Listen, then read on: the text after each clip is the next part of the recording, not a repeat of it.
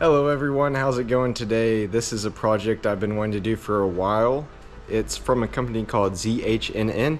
This is going to be their head unit for my 2017 WRX. As you can see, I got the package open, came with a little screwdriver and pry tool, some notes, then some instructions.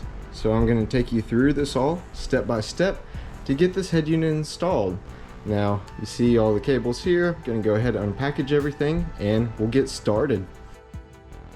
Alright, so let's take a look here. We have our backup camera. We have all of our wiring, which I'm gonna start plugging into the back here. You have the GPS, microphone. This is a little part right here where if you just have a single switch versus dual switches for your hazard lights, you would install that. And some USBs. So I'm going to kind of pre-plug everything here and we'll get to it. So I've kind of pre-plugged some things in and we're going to see how it all works out. But I say that because what I want to do is kind of go ahead and route my GPS as well as route my microphone as well before we really get into that. As well as it looks like there may be some extra cables or plugins, so I'd like to pull out my original head unit before I start putting in the others.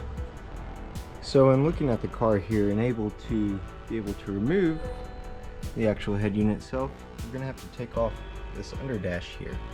Now simply what you'll do first is use a pry tool, kind of dig it in and get this off here. So once you have this piece removed, you're simply going to take out your screw. And once you have the screw removed, you're able to pull on here and release this whole section. So once you have this section removed, if you'd like, you can unplug these three cables. That way you can remove this piece right here. Looking at the car, the next step that you'll do is remove the bolt right here and pry off this tiny little piece on the edge. So once you have this piece removed, you will see a 10mm here and a 10mm nut right here. So you want to remove both of those, but do not unplug anything. This is actually the airbag. So to show you the exact spot here, once you have everything out, let's see if I can get the camera to it. Right there. It's a 10mm that you're going to unscrew. That way you can get that portion of the bottom of the head unit out. Now we're on the passenger side, and what we're going to do is simply do this, pop off that little panel right here and simply pull down. Just trying to do it one-handed, but you may have to push in right here. Got that side, push in on the other side. There we go. So this is out. Was originally a little hard to spot. Let me try to get some light in there. You can see right there above the yellow cable, that's the other 10mm bolt that you're going to get out. Now I have my two bolts removed on each side. Next step is to remove the negative on your battery. That way, while you're messing with all the electrical, you don't create any type of spark. Alright, so our next step is going to simply be prying all of this actually off. We'll start at the top here using a pry tool where you see this little flange. Start pulling up, pull out, and towards you.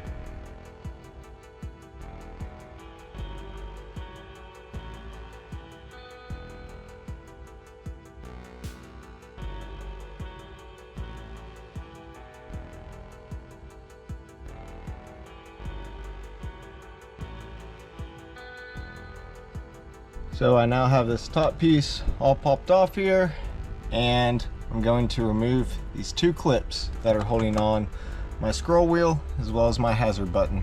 Now that I have my buttons out, as well as the unit itself, I'm going to go ahead and transfer over the vents as well as the buttons to the new unit. And since this is the split one, I do have 2 buttons. I don't have to change anything out. I now have my vent set up and they're looking good, as well as my 2 plugs. Okay, now we're ready to remove our unit. As you can see, there is a 10mm bolt here, as well as one right here. So we'll go ahead and take both of those out and should be able to just pull back, really pull out actually, and get this head unit out.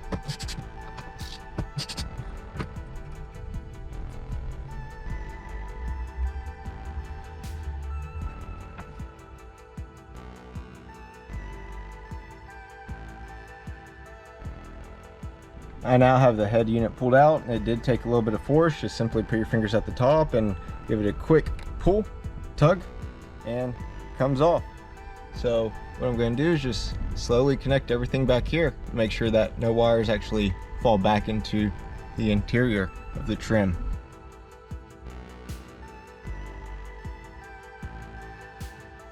I now have everything out, and we'll say that this plug here was a pain in the butt, but if you look on the very top, there's a little piece that you can push down on, and that's the way that you get that plug out.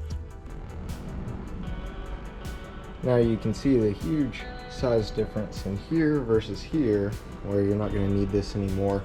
Now what I am going to do is transfer over my AC buttons as well as this plug over to the new one. Now it looks like it's 4 bolts, so in order to remove this one as well as this other one here, it looks as if I'm going to have to remove these brackets.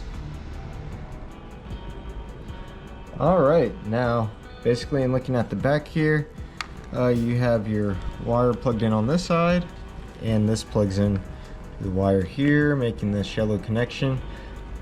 This is actually for your rear view camera, so it should work there. The only other things that I plugged in was a 6-pin harness and a 4-pin harness for your USBs. Now apart from that, right here is where you have your connection for your GPS. I'm going to show running the GPS in the car first before connecting it here, as well as you have a plug. Let me find it here. Plug right here, and this one here is going to be your microphone. So simply plug all that into there, and we are good. Now all these are for amps. Looks like you have your remote wire and all your other cables. Those aren't going to be necessary. Apart from that, looks like we're good to go. The only thing I'm questioning is this right here. To me, it looks like it's connected to the fan inside. So what I'm going to do is, I know this will be a hot wire, just go ahead and plug these two together. That way that fan will run when needed. And let me get a flashlight here. You can see my microphone, and I simply ran that cable all the way down here, tucked it in right here with a few others that I have, and ran it up underneath here through the hole where we took out that 10mm, and simply there at the dash. So there you see the wire all run out. For the GPS, I simply attached it kind of there in the corner and was able to use a pry tool, this one here, and just kind of jam it along the side. Now in getting everything all set up here, I'm simply going to connect right here my microphone. And then if you look down here, this is where I'm going to connect my GPS. So it's just a simple screw nut here, and it's on a swivel.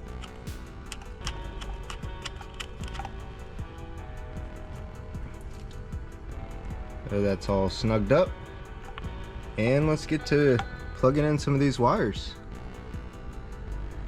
Now, I'm looking at the car here. There's 2 that we're not going to use. That's going to be this blue one, as well as this kind of like off-colored one here. Alright, now let's start getting some stuff plugged in. It looks like the wire right here This plug goes to this plug. This bigger plug here goes into this big part here. This one here plugs directly into here. And this other bigger one here seems to go right here. The only one I'm unsure about at the moment is this one. This is the one that has that connection here. So we'll test the backup camera before we get everything all buttoned up and see if it works. So as you can see in the back here, I do have some wires going around. Now, this may be a little embarrassing, but it took me about 5 hours messing with the OEM camera last night, as well as talking with 2 different audio shops to realize that the OEM camera is not going to work, that I need to work on the actual aftermarket. So with the aftermarket, it came with a few different things. Let me just kind of show you here now that I have it plugged in. And this will be specifically for a 16 and 17 WRX. What I have it plugged into is just this blank wire. Now the blank wire comes out of, I guess you would say, this pin here that has the 2 blue pieces coming out. Now make sure you don't tie anything to those, because one is the Wi-Fi antenna and one, I believe, is a radio antenna. So with that, this is what you plug into. You can just tape off here, and this is that long, probably like 8 feet of wire that you have. So you tape off this one, coming around to the back.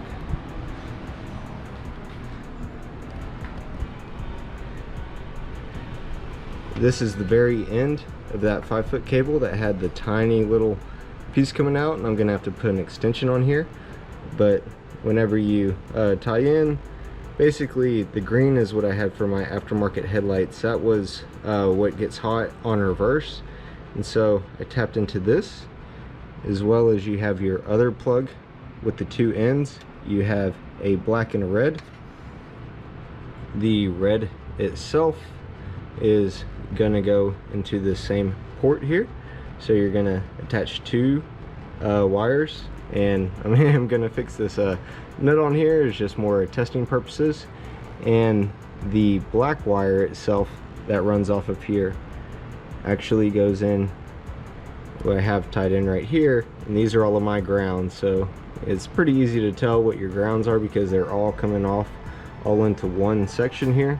So I just tied it into there as well. So with that, I was able to get the camera to work. So now the next step is taking off all the trim. Basically I had the trim here as well as the trim here, and basically it's just a few pop clips. As you look down, it's pretty easy to tell where it needs to go as you start tugging on it. Just look for areas where it's held back, and it's very easy to see what pop clips are holding it back. So I had made a trim removal tool, or actual video, but what I'm going to do is take off everything here, as well as I probably need to remove the trim as well on the back right there to be able to access the camera. I'm going to work on that now. First step is take off 1, 2, 3, 4, 5, 6, 7, 8 actual pop clips to get that off. Alright, so now I'm moving on. You can see these 2 little green clips. That's what you'll push to be able to get everything out. But the biggest thing is you have 1, 2, 3, 4 10 millimeters you want to take off. So once you remove those 4 10 millimeters, you'll push, pop that trim off. Once you have the trim removed, you're basically going to go underneath here. You can see where the camera is connected. You'll unplug it here, as well as do these 2 push clips, and it'll take out the camera. So I had to make some adjustments to the bracket here. Basically used a Dremel, trimmed it off, and then used the camera, mounted the actual aftermarket camera bracket on here. I tried to maintain the original as much as I could, but kept running into issues. So this is the restore of it, and gonna plug it back into the car. Before putting the actual trim back on, you want to make sure that the camera is angled correctly. So in order to do that, you have to tighten up 2 screws on the side. So do not put the trim piece back on until you have your camera angle all set up. So as you can see, I ran everything around here along the wire loom, tucked it down into there, along the sides. I ran it along the seat, tucked up underneath here, under that trim. And for any of the trim too, just simply pull it up. It's very, very easy. And just grab this, pull it straight up. I tucked it under here, ran it right back behind there. Now my next step is simply just to put the trim pieces back on. Pretty easy. So I finally have everything all buttoned up on the car, and it's looking good.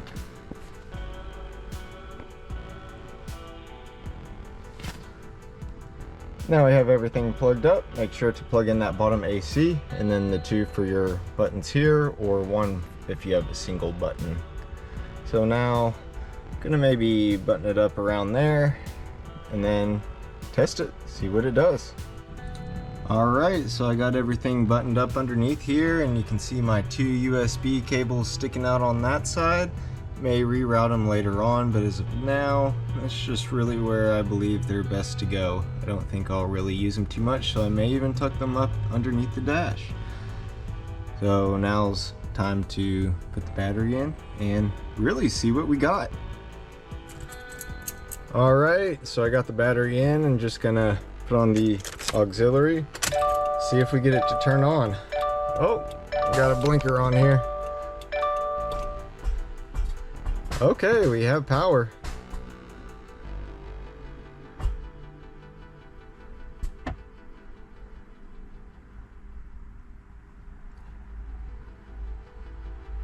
Seems like it's turning on.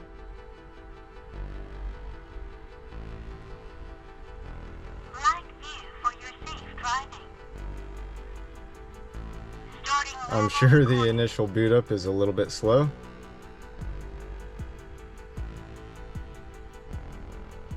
Hey, we have a screen.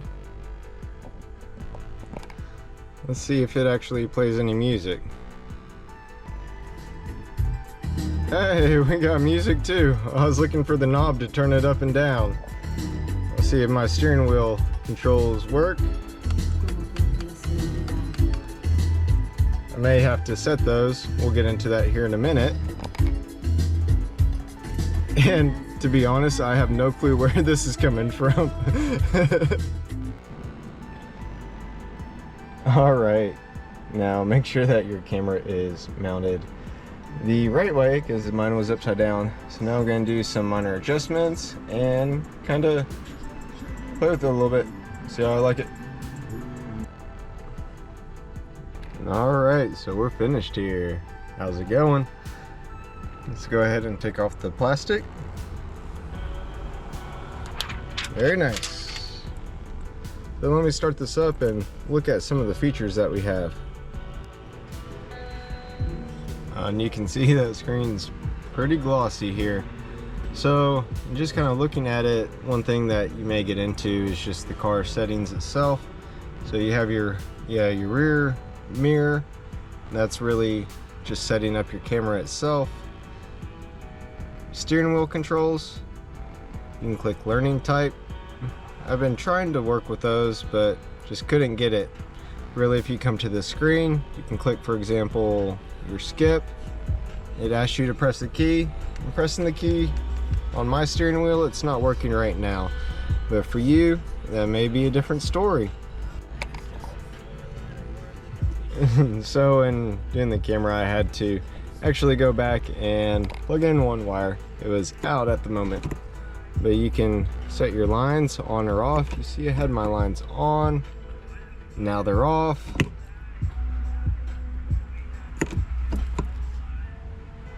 Pretty interesting.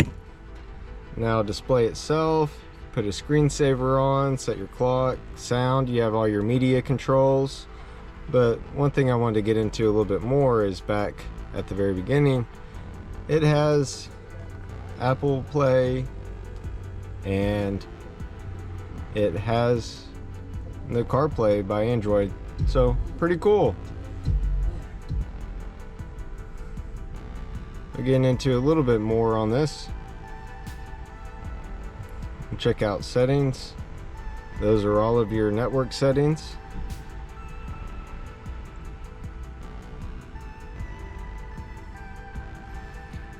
I've been trying to figure out how it all works together, whether you have to press back or press the home screen. So like I said, still getting used to it myself. You have your Play Store, maps, car info, you have a display,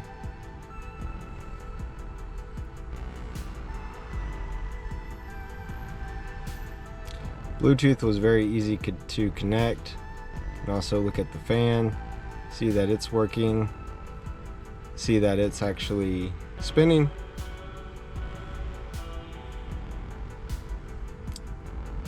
I'm going to look into one more mode here, show you how I set my screen. Alright, this mode was right in front of me. It's called theme. You can press theme and it gives me tons of different options. So just different ways that I can set everything up, the way that it looks is just really, yeah, really cool. So we'll just click this one just to see. Take a moment. And there we go. Pretty cool. Now this is one that may be a little too much for me here. We'll go back to the themes. See what else we got.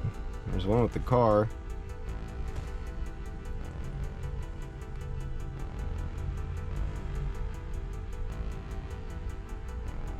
Okay, so you got your music, time, and then yeah, speed in the middle. I assume if you collect your plug in your OBD2 sensor, it could sense that, as well as it may just go off of GPS. Let's go and look at one more that I'll probably use here. Wow, there's quite a bit to choose from.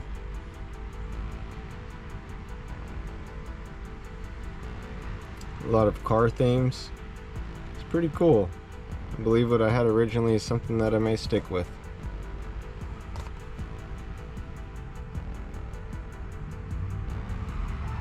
But apart from that, I just wanted to say that the speakers sound so much better. It's turned out really, really nice, as well as just everything with this is worked out really well. To go back and forth between the features, I also found too that you can have your link and goes right back to it. So you got your Pandora, everything. Apart from that, that really just kind of wraps it up. I mean, most of the features that I covered are pretty straightforward here. I'll probably play with settings, see what I can do with the speakers, everything like that, and go from there later on. So I wanted to say thank you to ZHNN. The unit came out really well. I'm really happy with it. If you have any questions, feel free to reach out to me on Instagram at WRX_snowboarder or leave a comment below. As always, happy driving and enjoy.